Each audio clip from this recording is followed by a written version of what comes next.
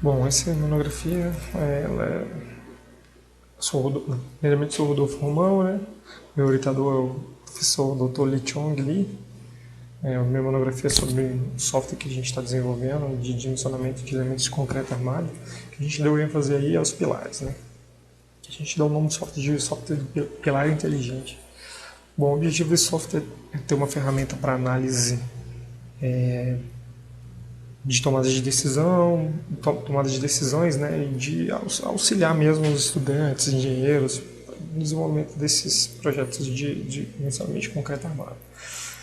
Bom, primeiramente, a intenção era desenvolver um software que seja capaz, né, de fazer uma análise completa de um pilar que eu coloque nele. Eu falo que era um pilar com seção tal, arranjo tal, faça esse dimensionamento para mim, ele vai te falar se está correto, se não está. O que você pode melhorar, o que você não pode, o que você não pode fazer. E basicamente analisando as três forças de força normal, de momento em X e de momento em Y. Levando em consideração as excentricidades aí.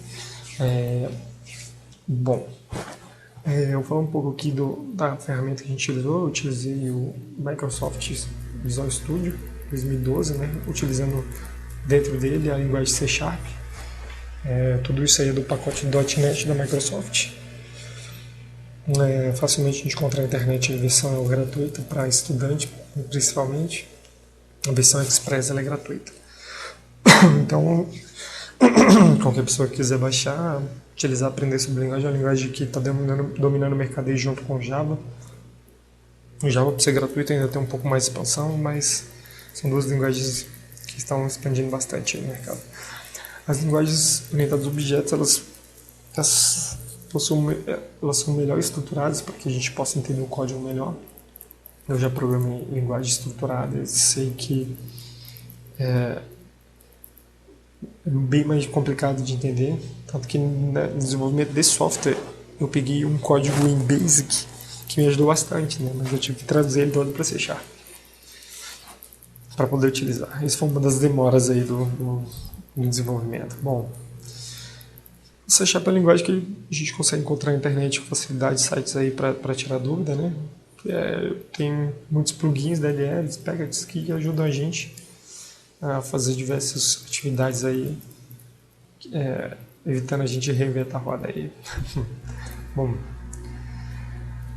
metodologia, né, do dimensionamento. O processo iterativo ele consiste basicamente na obtenção dos momentos resistentes da seção, levando em consideração ali o arranjo e as bitolas, né, que são previamente determinadas. Bom, aí por tentativa e erro ele calcula a linha neutra, e calculando a linha neutra ele consegue definir a bitola das barras, né? Ele consegue descobrir ali a linha neutra, então ele vai saber exatamente qual é o ponto onde o momento de resistência interno e externo vão ficar neutro, né? Exatamente onde a gente tem a linha neutra. Bom, aqui exatamente o que eu falei, né? A linha neutra é determinada quando encontrada a igualdade entre as forças internas e externas. Vamos lá. Inicialmente, o software ele possui uma interface, né, de entrada de dados com algumas abas aí para o usuário. Bom, uma das primeiras coisas que a gente vai encontrar é a geometria da seção transversal do concreto. No nosso exemplo, a gente vai usar uma seção de 20 cm por 50 com 6 barras de aço CA50 e o concreto é o C20. Bitola, já falei, que você coloca na hora que você está...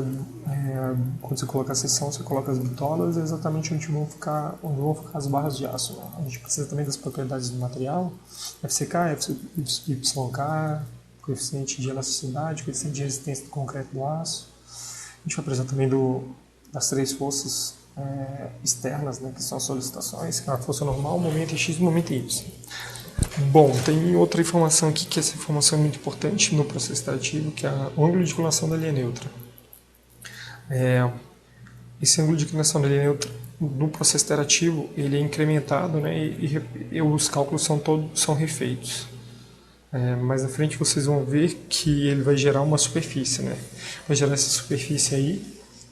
Para cada ND ele faz 18 mil cálculos, né? Mas na verdade, como o ND ele é fixo inicialmente, o usuário entra com um ND específico, então ele só vai fazer 18 mil cálculos, né?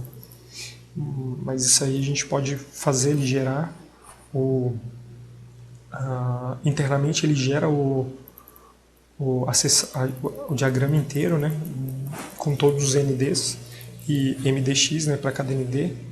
E vocês vão ver mais na frente que o diagrama é bem explicativo e ele ajuda bastante aí qualquer dúvida que a gente tenha, né, tudo que a gente, várias coisas que a gente quer implementar mais e tal. Bom, mais ou menos isso, né? Vou explicar melhor lá na frente. Bom, o processo extrativo, resumidamente, ele fixa uma inclinação para a linha neutra. Como a gente pode ver aqui no diagrama, ele coloca uma inclinação para a linha neutra e descobre a linha, exatamente onde ela está, né? Bom, ela pesquisa iterativamente a posição da linha neutra, né? Onde a linha neutra é exatamente onde a gente tem um equilíbrio interno e externo, né? A gente tem uma força externa de solicitação e tem a força interna do pilar que ele aguenta. Então, exatamente o limiar onde essas forças se igualam é a linha neutra. Essa linha neutra ela pode estar inclinada ou não. Então, o processo extrativo ele inclina ela de todas as maneiras possíveis para que a gente possa encontrar. Bom, terceiro passo aqui, a gente obtém os momentos internos existentes para o equilíbrio, né? Eu já falei, varia a inclinação da linha neutra, obtendo novos pares de momento resistente. E no final a gente tem um diagrama que eu vou mostrar logo ali na frente para vocês. Vou falar um pouco mais sobre o cálculo da força, a força normal. Bom, o ND, inicialmente ele é o que o usuário colocou, né? E com o ND fixo, e a gente tem a equação aqui abaixo que ND é igual a menos NRD, o NRD é um momento resistente do próprio pilar, né? O ND é um momento de solicitação. Então, com o ND fixo, a gente consegue variar o NRD em função da linha neutra, que a gente está fazendo os cálculos, né? A gente vai variando a linha neutra e a gente consegue encontrar várias linhas neutras e vários NRDs aí para situações diferentes, para muitas situações possíveis, né, que possa ser a nossa. O NRD, que é o momento de resistência, ele nada mais é do que a resistência de compressão, né, do concreto, mas a área vezes a tensão de cálculo em cada barra que cada barra suporta, né? Então a gente tem um somatório de todas as barras. Então, o NRD não é nada mais do que a soma de todas as forças resistentes dos elementos que a gente tem no pilar. Bom, para o cálculo dos momentos, a gente vai utilizar a mesma função, mas como assim utilizar a mesma função? A função é a mesma. Na verdade, a gente tem que o momento ele pode ser transformado em uma força normal, né? Entre aspas, né? Utilizando o braço de alavanca, né? Em relação ao centro de gravidade da seção. Então, dessa maneira a gente consegue calcular, né, os momentos. Bom, depois que a gente já calculou os momentos resistentes e os momentos de solicitação, a gente resta apenas compará-los, né? Legal, vamos comparar. Mas a gente pode ver que, na maioria das vezes, a angulação da aplicação de cada momento, o ponto de atuação desses momentos, solicitante e resistente, eles têm angulação diferente. Pô, droga, o que eu vou fazer? Bom, nesse momento, a gente tem, no processo iterativo, começa a ficar interessante, né? Porque no processo iterativo, a gente pega essa angulação e gira ela 360 graus, porque a gente faça todo a curva, a gente gera a curva em relação a esse ND, né? A gente gera toda a curva possível e obtendo essa curva, a gente pode fazer uma análise para qualquer angulação de alfa, né? Se antes a gente tinha um para cada, agora o momento resistente que é o próprio pilar, a gente calcula para todas as suas angulações. Então a gente consegue fazer uma curva de segurança, né? Tudo que estiver dentro dessa curva, a gente tem segurança. Bom, nesse processo de cálculo, a gente eu faço uma observação para quando a gente tem dupla simetria, né, que é o nosso caso. Os casos uma seção de 20 por 50 com 6 barras de aço, 2 embaixo, 2 no meio, 2 em cima, então a gente tem dupla simetria. Simetria em relação ao eixo X e em relação ao eixo Y. Bom, se a gente tem dupla simetria, né, quer dizer, todos os nossos quadros, a gente pode inferir que a gente só vai precisar calcular um quadrante, né, porque como todos são iguais, os 4 quadrantes são iguais, a gente só precisa calcular o primeiro e inverter os sinais para os outros quadrantes, né. Isso aí já diminui em 3/4 do cálculo, né. Vamos lá. Bom, aqui, ó, depois de ter feito todos esses cálculos, esse é o diagrama que é gerado internamente, né? Hoje ainda não está sendo gerado no software, por questões que eu vou explicar logo mais na frente, mas depois da apresentação aí, tiver mais um tempo, eu vou colocar para funcionar, porque já está totalmente implementado. Só tem alguns erros de código. Acho que na tradução do Basic para o C# aí acabamos tendo alguns problemas. Né? Bom, como a gente pode observar aqui nesse diagrama, no diagrama A, o momento de solicitante é o ponto P e o momento de resistente é o ponto P', aqui, ó. Então, tudo que tiver dentro dessa curva quer dizer que está suportado, porque essa é a característica de resistência do nosso pilar. E se essa é a solicitação, então a gente, não sei se eu posso considerar metade do que ele suporta, mas não sei se é exatamente isso, mas assim, ele está suportando aqui com uma grande segurança e tal. Que esse cálculo da característica de resistência, ele já é feito com segurança. Então, quanto mais próximo, essa é uma inferência que a gente vai poder ter, né?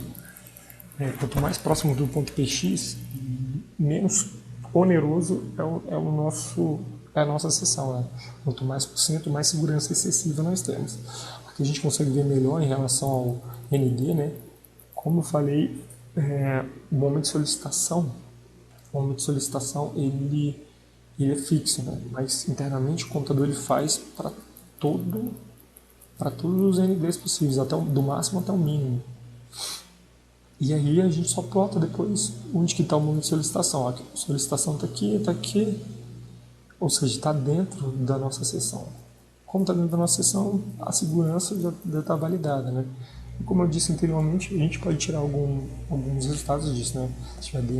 Se o ponto P estiver dentro da nossa seção, ela está com segurança verificada. Se o ponto P se aproximar ao ponto P', nós temos uma economia aí, será mais econômico o nosso elemento.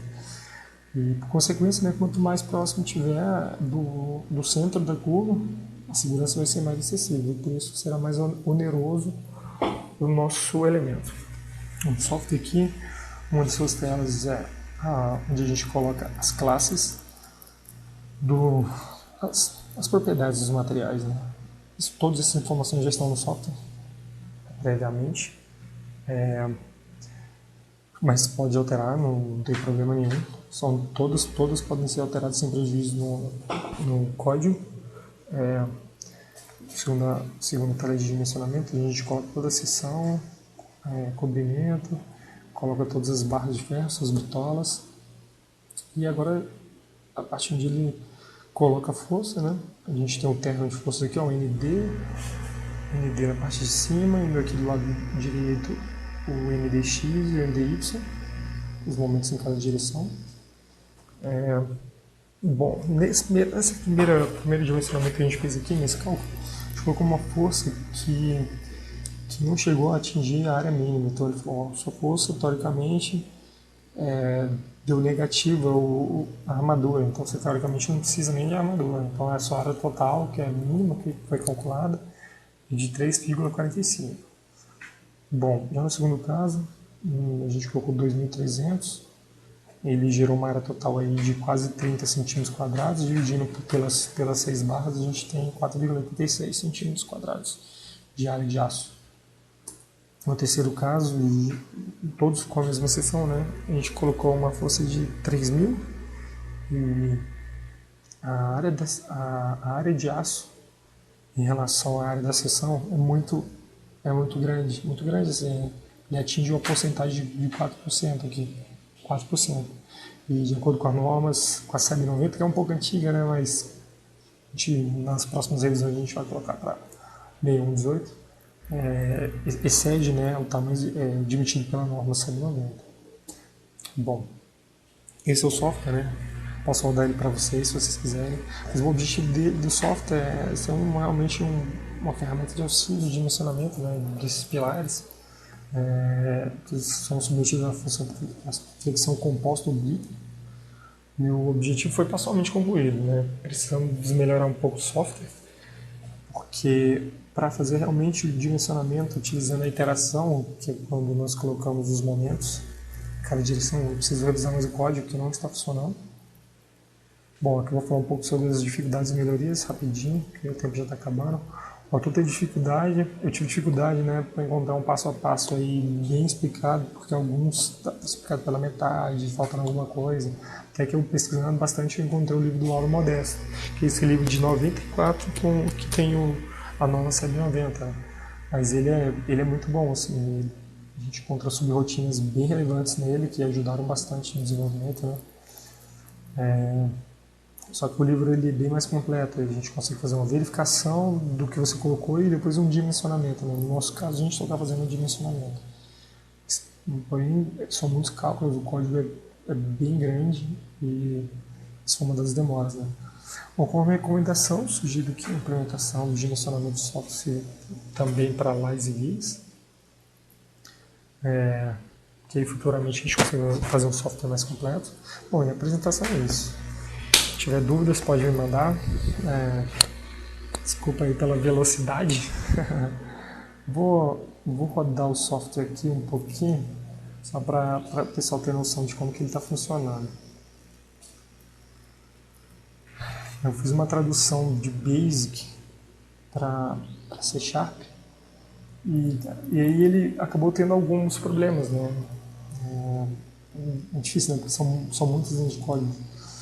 Eu, implementando muitas funções, eu consegui diminuir bastante o número de linhas de código, mas ainda assim tem alguma coisa com problema e eu tenho que pesquisar.